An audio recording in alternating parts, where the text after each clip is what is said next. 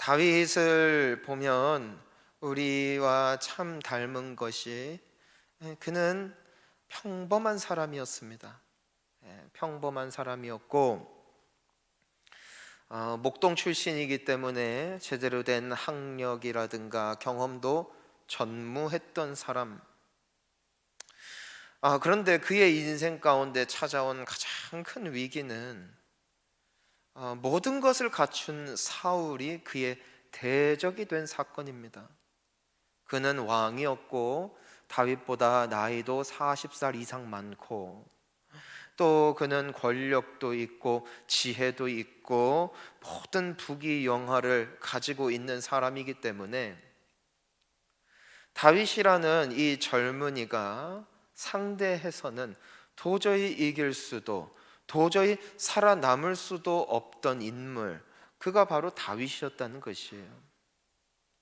하지만 오늘 말씀을 보게 되어지니까 사울이 공격할수록 다윗은 강해지고 사울이 죽이려 할수록 그의 이름은 존귀하게 여김을 받는 것을 보게 되는 것입니다. 우리가 살아내고 있는 인생 속에 우리를 죽이려 하고 우리를 무너뜨리려고 하는 여러 어둠의 세력들이 있고 어둠의 영이 있지만 우리의 힘으로 싸워서는 도저히 감당할 수 없는 현실을 살아가고 있지만 다윗과 함께 하신 하나님이 우리와 함께 하신다면 우리 또한 승리할 줄 믿습니다. 살아날 줄 믿습니다. 왜 하나님은 다윗과 함께 하셨는가? 결국 인생의 승패는 어디서 결정되는가? 하나님이 함께 하시는가? 하나님이 함께 하시지 않는가? 여기 달려 있습니다. 하나님이 함께 하시는 인생이 되기만 한다면 우리는 반드시 이깁니다. 저때 어떤 것도 우리를 무너뜨릴 수 없습니다. 오늘 다윗의 모습을 통하여 하나님이 왜 그와 함께 하셨을까? 왜 그의 인생을 지지하시고 그의 삶 가운데 복을 주셨을까? 우리 함께 살펴보기를 원합니다. 오늘 읽진 않았지만 우리 사무엘상 18장 17절 말씀부터 우리 함께 읽어보기로 합니다. 우리 17절 말씀 함께 읽습니다.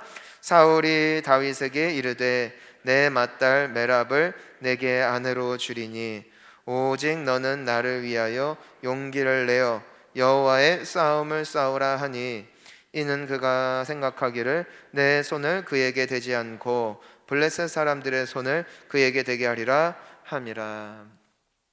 자, 우리가 지난주에 보니까 사울이 다윗에게 창을 던져서 죽이려고 했어요.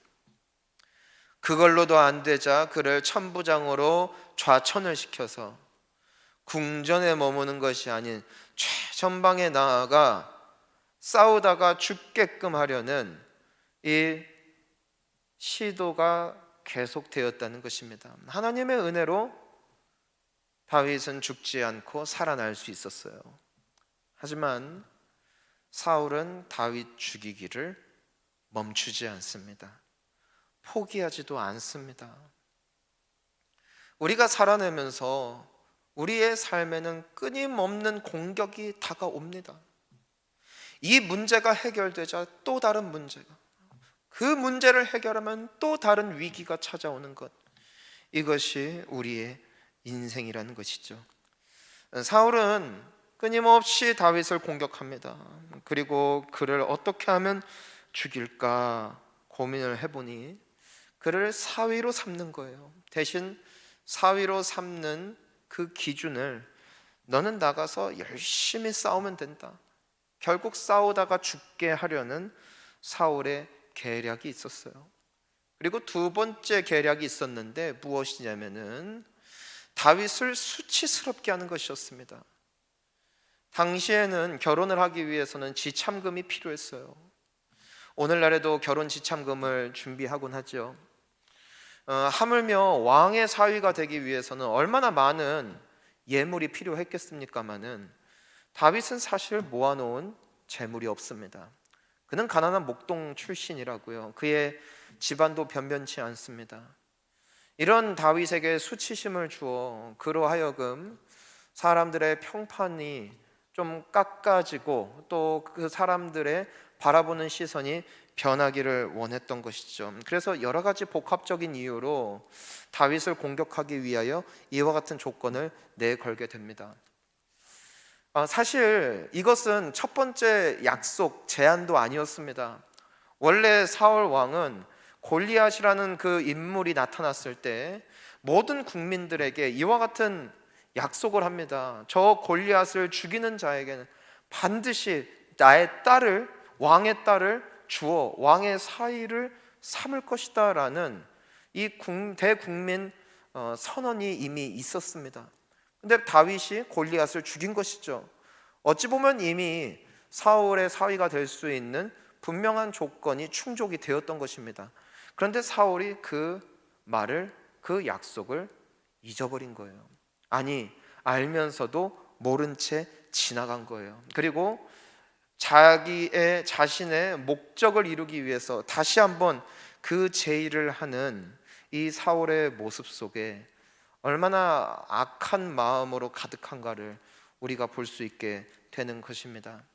하지만 다윗의 반응을 보면 다윗이 왜 하나님께서 기뻐하시는 인생을 살았는가를 볼 수 있는 너무나 중요한 대목이 등장을 합니다. 우리 18절 말씀을 함께 읽어봅니다. 다윗이 사울에게 이르되 내가 누구며 이스라엘 중에 내 친속이나 내 아버지의 집이 무엇이기에 내가 왕의 사위가 되리까 하였더니, 다윗은 왕이 전에 했던 약속을 알고 있었어요. 그가 이미 사위가 될 수 있는 명백한 조건이 충족되었음도 알고 있었어요. 근데 오히려 왕이 내걸고 있는 또 다른 조건 앞에 항의할 수 있었지만 또 그것에 대하여 자신의 의견을 내세울 수도 있었고 자신이 이룬 업적을 드러낼 수도 있었지만 다윗은 철저히 겸손한 모습을 유지하고 있습니다. 자신이 이룬 업적을 마치 자신이 한 것처럼 내세우지 아니하고 오히려 내가 무엇이기에 왕의 사위가 되겠습니까? 라며 자신의 모습을 하나님의 은혜로만 살아낼 수 있는 인생임을 그는 인생 중에 잊지 아니하고 살아갔다는 것입니다. 하나님께서는 은혜를 잊지 아니하는 사람, 하나님 앞에 겸손한 자들을 기뻐하시는 하나님이십니다. 때문에 베드로전서 5장 6절 말씀을 보니까 이렇게 기록이 되어 있죠. 그러므로 하나님의 능하신 손 아래서 겸손하라. 때가 되면 너희를 높이시리라. 아멘. 다윗은 그 한 번의 공헌으로 인하여 인생을 역전하려 하지 않았어요. 하나님 앞에 철저히 겸손한 자로서의 모습을 지켰다는 것이죠. 하나님이 때가 되자 하나님의 방법으로 높이시니 다윗의 인생은 존귀하게 되었다는 사실입니다. 사랑하는 성도님 여러분, 여러분들이 이전보다 잘 살든 또 더 부하게 되었든 나의 나된 것이 다 하나님의 은혜임을 기억하며 늘 주님 앞에 겸손한 삶의 모습이 회복될 수 있기를 예수님의 이름으로 축원합니다. 하나님이 때가 되면 높이실 줄 믿습니다. 하지만 사울은 교만한 사람이었어요. 그리고 그의 안에는 더 이상 하나님의 영이 있지 않았죠. 너무나 어리석은 결정을 하게 됩니다. 우리 19절 말씀을 함께 읽습니다. 사울의 딸 메랍을 다윗에게 줄 시기에 무올라 사람 아드리엘에게 아내로 주었더라. 사울이 이와 같이 그를 공격하고 또 자극하면 바울이 뭔가 공격적인 태도로 나올 거라 예상을 한 거예요. 하지만 이토록 겸손한 모습으로 나오자 사울은 화가 납니다. 그래서 또 그 결정을 번복하죠. 원래 다윗에게 아내로 주기로 약속했던 첫째 딸 메랍을 다른 사람에게 아내로 넘겨준 것입니다. 그것도 언제요? 메랍을 다윗에게 줄 시기에. 다윗은 준비하고 있었던 것이에요. 다윗은 그가 할 수 있는 최선을 다하여 왕의 사위가 될 날을 예비하고 있었다는 것입니다. 하지만 어떠한 경고 조치도 없이, 어떠한 예고도 없이 두 번째 약속을 그에게 보란 듯이 어기게 되어지지요. 때로는 힘을 가진 사람, 권력을 가진 사람들이 약속을 깨고는 합니다. 부모가 자녀와의 약속을 어깁니다. 사업자가 또 고객들과의 약속을 어기기도 합니다. 우리가 뱉은 말을 스스로가 묻어버리는 것이죠. 여기서 우리가 명심해야 되는 것이 있습니다. 결국 자기의 입으로 한 말을 어기게 되면 자기의 권위를 스스로가 죽인다는 것이죠. 권력자가 자신의 말에 책임지지 않으면 당장은 상대방이 권력 때문에 아무 말도 못하지만 결국에는 하나님께서 다루신다는 것입니다. 사울은 이미 하나님 앞에 하나님께서 기뻐하시지 아니하는 선택들을 끊임없이 반복하고 있었어요. 하지만 여기에서 우리가 주목해야 할 것이 무엇입니까? 다윗은 잠잠했다는 것입니다. 그럼에도 불구하고 그의 입을 열지 않았다는 것입니다. 그는 이미 천부장의 위치에 있어요. 그를 따르고 그에게 생명을 바칠 각오가 되어 있는 1000명의 부하들이 있다고요. 그들과 함께 단합하여 혹은 그들에게 이와 같은 말을 흘려서 그들로 하여금 반역하게 했더라면 아마 큰 일이 일어났을 것입니다. 하지만 다윗은 하나님 앞에 잠잠합니다. 우리 20절 말씀을 함께 읽어볼까요? 사울의 딸 미갈이 다윗을 사랑하며 어떤 사람이 사울에게 알린지라 사울이 그 일을 좋게 여겨. 다윗은 그저 그 일을 넘어갑니다. 하지만 마침 사울의 둘째 딸 미갈이라는 이 딸이 다윗을 마음에 품게 됐어요. 근데 이것을 다윗에게 어떻게 알리게 되어지냐면은 사울에게 어떻게 알려지게 되어지냐면은 바로 어떤 사람이 알렸다는 것이죠. 여기서 우리가 이 어떤 사람이라는 존재를 주목할 필요가 있습니다. 안 그래도 사울에게 있어서 다윗이란 존재는 너무나도 미운 존재였고 또한 사울이 어떤 수단과 방법을 다 동원해서라도 다윗을 제거하려는 그 마음이 있다는 사실을 이 어떤 사람은 알고 있는 것이죠. 그는 최측근이요 사울의 가까이인 사람이었습니다. 근데 마침 미갈이 다윗을 좋아한다는 그 소식을 듣게 되자 사울에게 가서 조용히 말한 것이죠. 다시 당신에게 기회가 왔습니다. 또다시 다윗과 사울 사이에 있는 관계를 뒤흔드는 세력들이 있었다는 것입니다. 이것이 다윗의 심중에 얼마나 큰 부담이 되었을까요? 때문에 그가 썼던 시편 59편 12절에 이와 같이 기록을 하고 있습니다. 함께 읽습니다. 그들의 입술의 말은 곧 그들의 입의 죄라.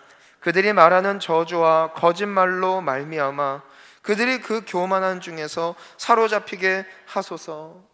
끊임없이 다윗을 힘들게 만들었던 것은 사울과의 관계도 있지만 그 둘 사이를 끊임없이 이간질시키는 그 어떤 사람들이 3000년 전에도 있었다는 것입니다. 사랑하는 성도님 여러분, 사업을 하다가 가정에서 혹은 교회에서 우리가 이와 같은 일들을 겪곤 하죠. 나는 알지도 못하는 사실을 누군가가 알고 나에게 소식을 전해줍니다. 때로는 내가 누군가에게 비밀히 정말 털어놓았던 나의 속사정을 돌고 돌아 나의 귀에 들어오기도 합니다. 혹은 내가 짓지도 않은 죄를 마치 지은 것 같은 여론이 형성되어 사회에서 문매를 맞기도 합니다.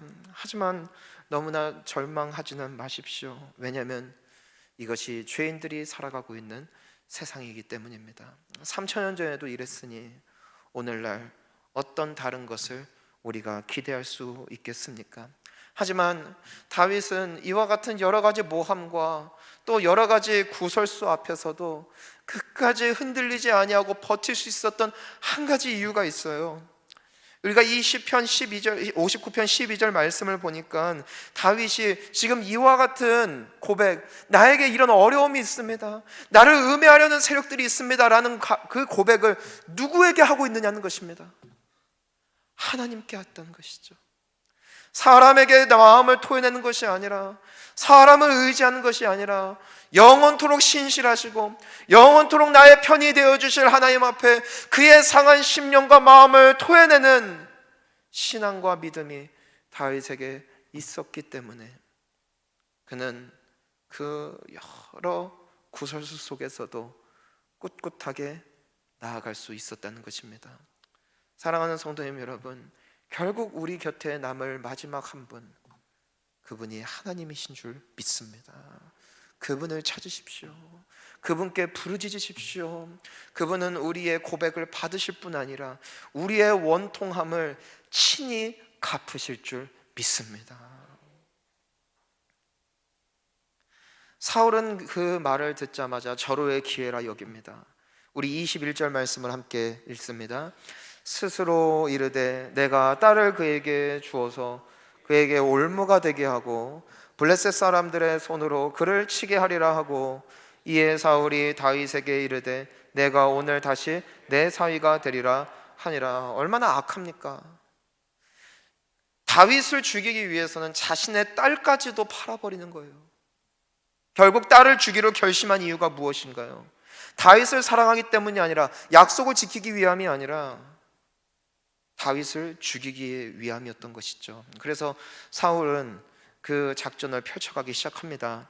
22절입니다. 사울이 그의 신하들에게 명령하되 너희는 다윗에게 비밀히 말하여 이르기를 보라, 왕이 너를 기뻐하시고 모든 신하도 너를 사랑하나니 그런즉 내가 왕의 사위가 되는 것이 가하니라 하라. 자, 여기서 우리가 그 22절 상반절을 보면은 사울이 신하들에게 말해요. 그리고 다윗에게 이 말을 전하라고 합니다. 근데 여기서 우리가 주목해야 되는 것이 무엇이냐면은 너희는 다윗에게 어떻게 말하라고 되어 있어요? 비밀히 말하라고 합니다. 왜냐하면 이미 2번 약속을 번복했기 때문에 여론이 좋지 않다는 것을 사울은 알고 있었어요.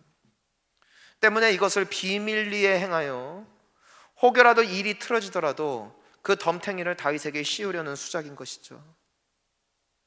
이와 같이 어둠의 권세는 끊임없이 많은 일들을 비밀리에 행합니다. 스스로를 드러내지 않습니다. 뒤에서 작당모의를 하게 만들고 수군거리게 만들고 아무도 모르게 은밀하게 행하는 존재, 그것이 바로 어둠의 존재입니다. 때문에 드러나지 않죠. 하지만 다윗은 빛 가운데 거합니다. 하나님의 영은 빛의 영이십니다. 감추이지 않습니다. 드러내십니다. 사람들에게 부끄럽지 않습니다. 그리고 사람들을 욕보이지도 않습니다. 이것이 하나님께서 사랑하시고 하나님의 영이 함께 하시는 모든 인생들에게 나타날 특징인 줄 믿습니다. 사랑하는 성도님 여러분, 혹여라도 비밀리에 거하는, 은밀한 중에 거하는, 어둠 속에 거하는 삶의 습관이 있다면, 수군거림이 있다면 예수의 이름으로 내려놓으시기를 축복합니다. 사울은 회개하지 않았어요. 사울은 돌이키지 않았어요. 사울의 인생의 마지막 순간에서라도 하나님 앞에 회개하고 자백하고 돌아왔다면 하나님은 자비로우시고 은혜가 풍성하시기 때문에 사울을 용서하셨을 것임이 분명합니다. 하지만 그가 회복될 수 없었던 한 가지 이유는 회개하기를 거부했기 때문이죠. 하나님은 지금도 주님께 돌아가는 자들에게 양팔을 벌려 안아주시는 은혜의 하나님이심을 기억해야 할 것입니다. 여러분, 사실 사울 왕이 이미 2번 약속을 번복한 거예요. 그리고 3번째 제의를 하는 것입니다. 다윗이 바보가 아닌 이상 사울의 수법을 어찌 파악을 못하겠습니까?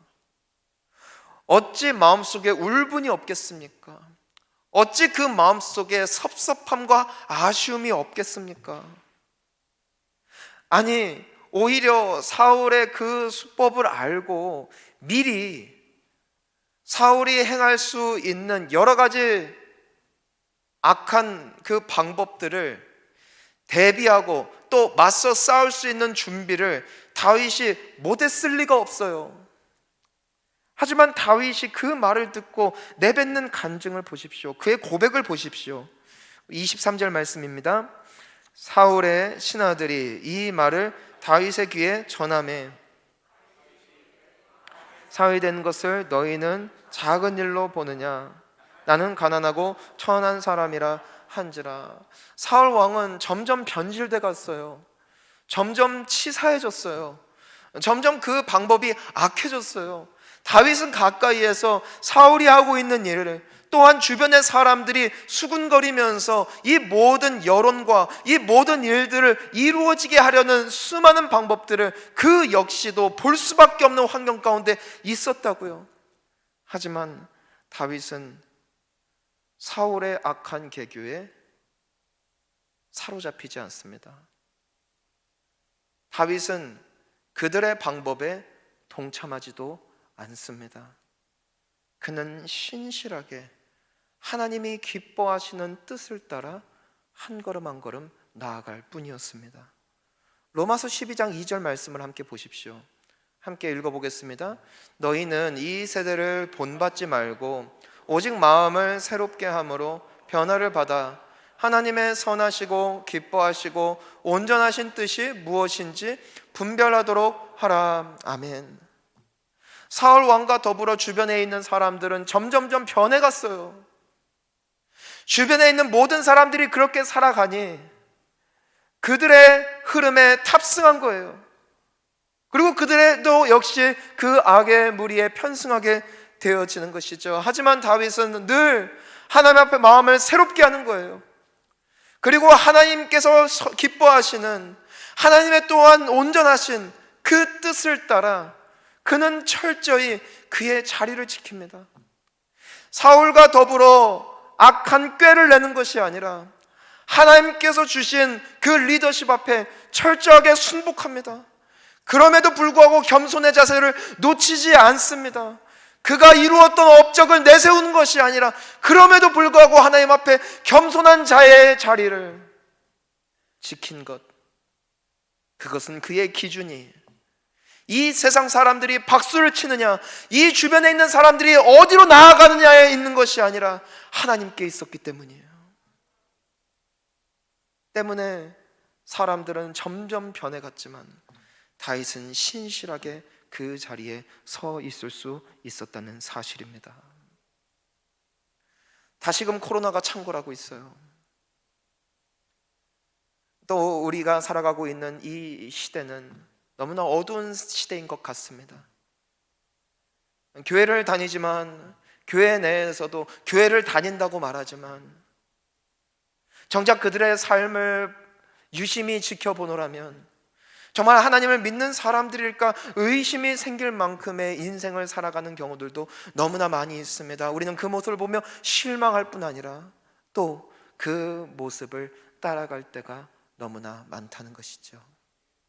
사랑하는 성도님 여러분, 오늘 이 시간 우리에게 다윗의 믿음이 회복될 수 있기를 주님의 이름으로 축원합니다. 코로나로 인하여 두려움이 있지만 그럼에도 하나님을 예배하는 이 성전의 자리를 포기하지 아니하는 믿음, 하나님을 바라보는 하나님이 기뻐하시는 길인 줄을 저는 믿습니다.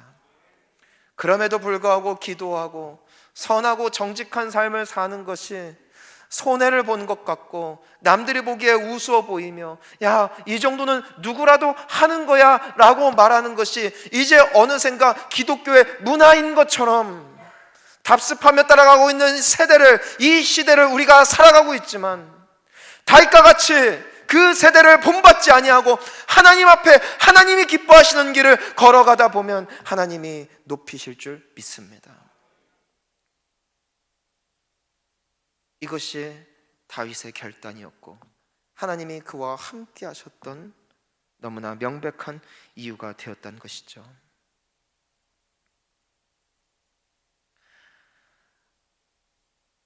사랑하는 성도님 여러분, 오늘 우리가 말씀을 다 나누지는 못하지만 우리가 여기에서 한 가지 기억하기를 원하는 것이 있습니다. 그것은 무엇이냐면, 하나님이 다윗과 함께 하셨을 때 다윗이 누리게 되어진 은혜가 무엇이었냐는 것입니다. 물론 우리가 본 것처럼 이젠 다윗은 결과적으로 사울의 조건에 충족하여 이젠 적들 200명을 죽이고 미가를 아내로 맞이하게 됩니다. 사울 왕의 사위가 되어지죠. 그리고 어딜 가나 지혜롭게 행함으로 하나님께서 그를 존귀하게 하십니다. 그의 이름을 복되게 하십니다. 하지만 이것이 누가 행한 일들의 결과였느냐는 것입니다. 사실 다윗은 부하입니다. 그는 배움도 짧습니다. 지식도 많이 없습니다. 하지만 하나님께서 다윗과 함께 하시니 다윗은 그 악한 계교에 넘어가지 아니하고 무너지지 아니하고 결국에는 승리하더라는 것입니다. 하나님이 함께 하시니 누가 보더라도 걸려들 수밖에 없는 상황 속에서도 다윗은 빠져나갈 수 있는 은혜를 하나님으로부터 받았더라는 것입니다. 우리가 살아가고 있는 이 코로나 시대, 또 전쟁으로 인한 이 경제적으로 너무나 힘든 시기를 우리가 살아가고 있습니다. 어느 누가 이 상황을 능히 빠져나갈 수 있을까? 우리는 사실 장담할 수가 없어요. 하지만 하나님이 기뻐하시면, 하나님이 함께 하시면, 여러분, 우리 역시도 승리의 주인공들이 되어질 줄 믿습니다. 사울은 끊임없이 다윗을 공격했어요. 동일하게 마귀는 하나님의 사람들을 끊임없이 공격합니다. 사울과 같은 사람들을 통하여, 그리고 오늘 본문에 나왔던 그 이간질하던 어떤 사람들 같은 존재들을 통하여, 환경을 통하여, 여러 가지 어려운 상황을 통하여 다윗을 무너뜨리려 한 것처럼 우리를 무너뜨리려 할 것입니다. 하지만 주님이 함께 하신다면, 주님이 우리와 함께 동행하신다면 어둠의 권세는 그 힘을 잃고 떠나게 될 것입니다. 그리고 그 위기 속에서도, 광야와 같은 현실 속에서도 꽃 피우는 인생으로 주님 앞에 영광되어질 줄 믿습니다. 사랑하는 성도님 여러분, 주님을 바라보십시오. 언론, 여론, 사람들의 흐름을 바라보지 마시고 오직 하나님이 기뻐하시는 뜻을 발견하여 그 길을 걸어가십시오. 하나님이 여러분과 함께 하십니다. 함께 기도하시겠습니다.